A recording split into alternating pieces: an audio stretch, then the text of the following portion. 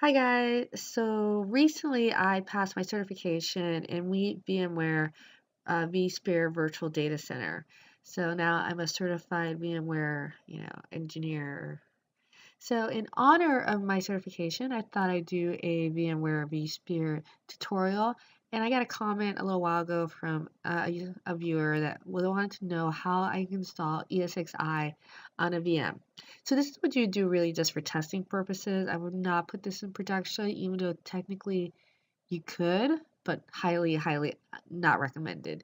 So of course, the first thing you want to do is have VMware Workstation Player installed. And once you do that, let's go ahead and create our VM. So we click on our create new virtual machine. It'll bring up the wizard. We're going to select the ISO to install from. So here I have my downloaded VMware ESXi 6.5 ISO I got off the VMware website. You could download it for trial. So if you're really new to this and you just want to learn, go ahead and download the free trial. There's no harm. We're going to select the file size. I usually choose default 40 gigs because we're just going to test this. Create a couple VMs that aren't going to be very big. You can expand this if you plan on installing a lot of VMs on your hypervisor, your ESXi hypervisor, and go ahead and increase the disk size. So once we finish configuring the hardware, it gives you a summary of the specs right here. We're going to go ahead and finish. You can change this later, so if you want to increase the disk space or if you want to expand, change out your networking, go ahead and do that. So once we power it on, it's going to go to the ISO we pointed to during the wizard, and it's going to boot our ESXi installer. This is such an easy installation. If you haven't done this before and you're new to ESXi, it's very fast. So there's um, very fast installation. So just go ahead and download the free trial. If you have licensing, great. If you just want to test it, great. So 6.5 is the latest version they have out. The major changes was mainly networking. The virtualized networking environment was the big change with 6.5. This hypervisor now supports VMware virtualized networking. I think it's called NSE, I believe it's called. But go ahead and boot it, and it's going to bring up a few questions. It's actually just going to mainly select the disk space. So it's going to go through the checking your hardware, right? It's going to go through and installing some modules here. And as long as you have a relatively decent system, this will work. A relatively newer system, if you're trying to install this on a physical machine that's very old, it's going to fail. I've seen this fail on older test machines. So make sure if you're putting this in production that you are running this in a supported environment. So we're running it in the VMware Workstation Player because it actually has for testing purposes, obviously, but also because Oracle VirtualBox had significantly slower performance when I tested it, running the same sort of setup with multiple hypervisors and Virtual Center Server running.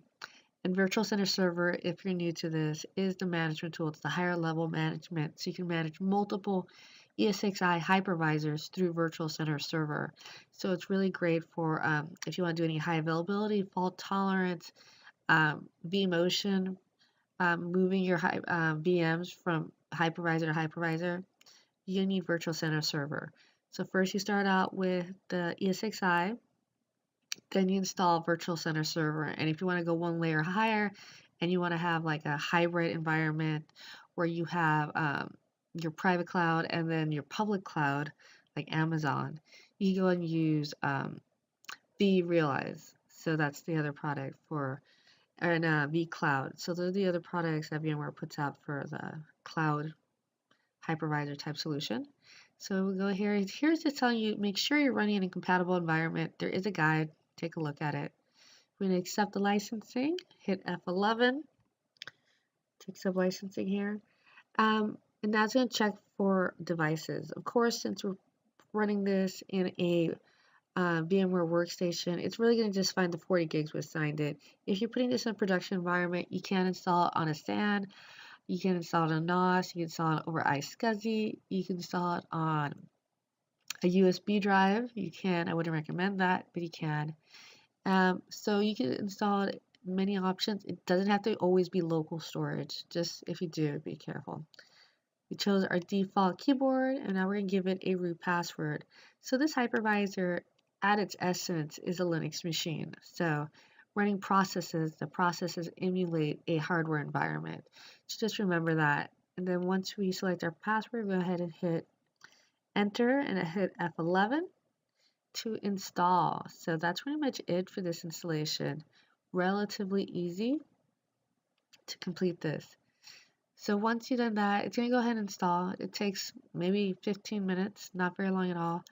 So if you're running this in a production environment, again, make sure you're running on compatible hardware, make sure you're installing it on, I would always recommend local hardware over configured in a RAID. So physical server, 2 drives, mirrored, at least 2 drives. Of course, it could be more, 2 drives, mirrored. And then if you're putting this in a data center and you want like the high availability, the fault tolerance, the vMotion, moving your VMs from hypervisor to hypervisor, then you're definitely going to want some sort of network storage. So it can be NFS, even though it's slower. It can be a SAN over fiber, which is usually recommended, or fast Ethernet, 10 gig E. So you can do that sort of solution. That's actually a better solution. You can also do it over iSCSI, which is also considered a good solution.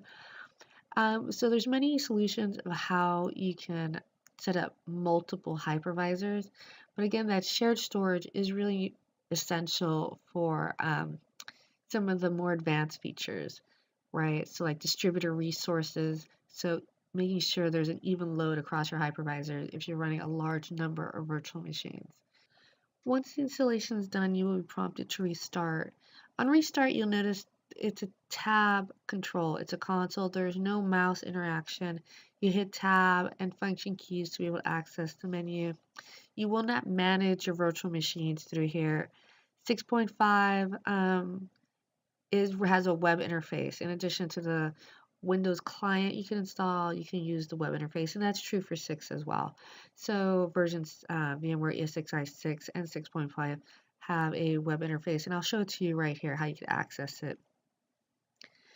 But the web interface is great for managing, controlling. So they put a lot of the functionality you found in the Windows client in the web browser, in the web client, to be able to access and manage your hypervisor. So you will not be managing it usually from the console. Troubleshooting it, yes. Configuring the IP address, the management networking. There's logs in here for troubleshooting. You can go ahead and take a look at. Here we are in restart. So here we got an IP address, but this is not the IP address I want. I want to be able to access it from the browser of my host machine. So I'm running Windows 10. I have my VMware Workstation installed. I want to be able to access the browser from my Windows 10 to my VM. So let's go ahead, let's go into networking. We're going to edit virtual machine settings. I'm going to set it to point to my wireless adapter. So I'm going to do a bridge connection, and I'm going to bridge to my wireless network at home. And now we're going to go ahead and go into networking, and we're going to restart our networking. So if you hit F2 here, it prompts for your root password. It lets you go in, and we're going to configure. And by restarting, it's going to configure the networking the way we want. So we're going to restart the networking. So we hit F2, we put in our root password. We hit F2 again, so we hit F2 twice. Restart management network. Press F11 for OK. And on restart, you can also go in here and check the configuration. So now you can see you got a new IP address 10.0.1. So that's our subnet, my subnet at home. That's pretty common for most wireless networks. So now I can go to my Windows 10 browser and type in this IP address, and it should bring me up to the web interface for my ESXi hypervisor. From there, we were able to manage it. We create VMs, take a look at our data store, look at the virtual switches, tons of functionality in managing. If you want to take really quickly, if you're brand new to ESXi, take a minute and look around at different features in the console. Look at where you can enable SSH, you can enable the command line, you can restart networking, change networking, point your DNS, view the system logs for troubleshooting purposes. Now, once you're done with that, let's go ahead and open up a browser. So here I am with Chrome. I put in my IP address 10.0.1.52, log in with my root username and password. I get an error. So I noticed this with Chrome. I keep getting errors. It doesn't work with Chrome. So maybe a different version of Chrome. So if you're using a different version, it works. That's great. I found that I had no problems using Internet Explorer. Kind of unfortunate since I really like Chrome, but I went ahead and used Internet Explorer to log into the web interface for my ESXi 6.5 hypervisor. And here we are. It immediately takes you to the system configuration of the hypervisor. So it shows you the hardware configuration, usage. It has some of the most commonly used actions on the top there. So if you notice the first thing it says is get vCenter server. So that's virtual center server for the higher level management of multiple hypervisors. In addition, that has the shutdown, restart, put into maintenance mode, which will kind of turn off, disable VMs from being running on this hypervisor while it's in maintenance mode. You can take a look at storage.